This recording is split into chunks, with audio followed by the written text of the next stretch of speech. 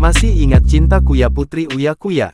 Tinggal di luar negeri, begini kabarnya sekarang. Nama Cinta Kuya mungkin sudah tak asing bagi pecinta dunia hiburan di tanah air. Ia dikenal sebagai presenter dan pesulap cilik. Cinta Kuya memulai kariernya saat usianya 4 tahun. Bahkan ia pernah menyulap dirinya sendiri.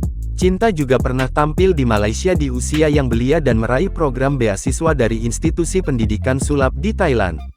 Cinta Kuya juga sudah membintangi beberapa acara TV. Tak hanya di bidang sulap, Cinta Kuya juga merambahkan kariernya di dunia tarik suara. Cinta Kuya adalah salah satu dari selebritis yang memutuskan untuk mengemban pendidikan di luar negeri.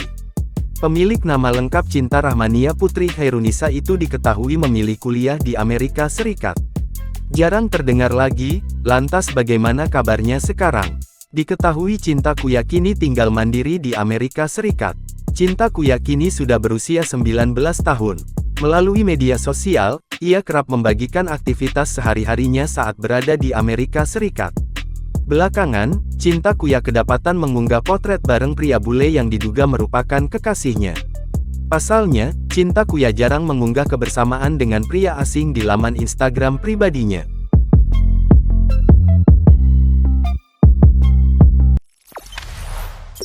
Jangan lupa subscribe, share, komen, dan like ya!